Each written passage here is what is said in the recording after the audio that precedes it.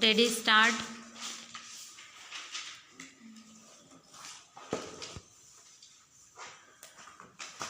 सभापति महोदय, हमारे विधि मंत्री महोदय ने आज इस सदन के सामने जो बिल पेश किया है उसकी ओर न केवल इस सदन के सदस्यों का बल्कि सारे भारत के निवासियों का ध्यान आकृष्ट हुआ है।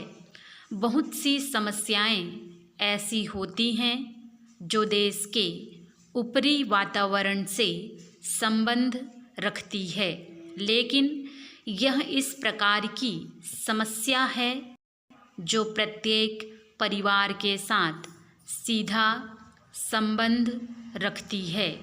हमारे समाज में बहुत से कुछ ऐसी प्रथाएं प्रचलित हैं जिनके कारण आज समाज की बहुत बड़ी हानि हो रही है।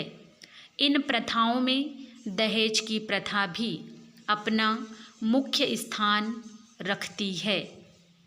महोदय, यदि दहेज प्रथा को भारत से समाप्त करना है तो कानून बनाने के साथ साथ यह भी अत्यंत आवश्यक है कि इसके विरुद्ध देश में सामाजिक क्रांति भी लाई जाए।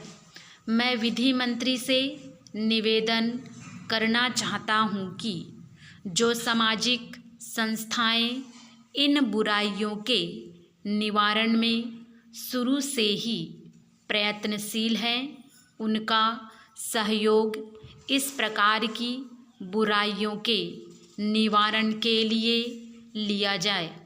इस अवसर पर मैं एक और निवेदन करना चाहता हूं कि भारत में शिक्षा का अभाव भी इसका एक मूल कारण है। यह सभी जानते हैं कि शिक्षा और समाज का आपस में गहरा संबंध होता है। जिस स्तर की शिक्षा समाज में दी जाएगी, समाज का स्तर भी उसी प्रकार से बनेगा। अच्छी शिक्षा से स्वस्थ समाज का निर्माण होता है।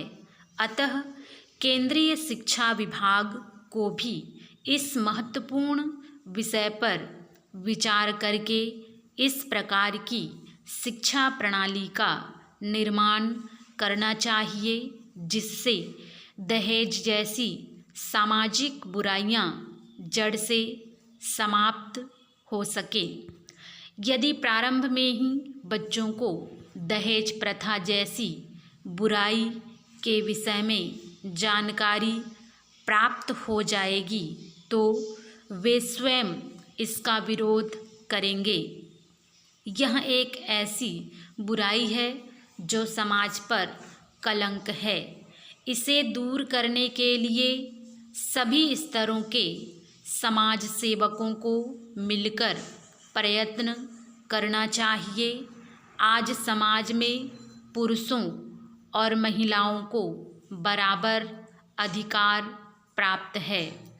कई स्तरों पर तो महिलाओं ने पुरुषों को भी पीछे छोड़ दिया है।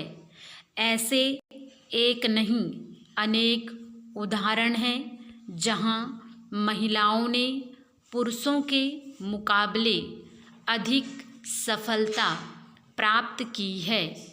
अनेक महिलाओं ने अपनी योग्यता के बल पर देश का गौरव बढ़ाया है।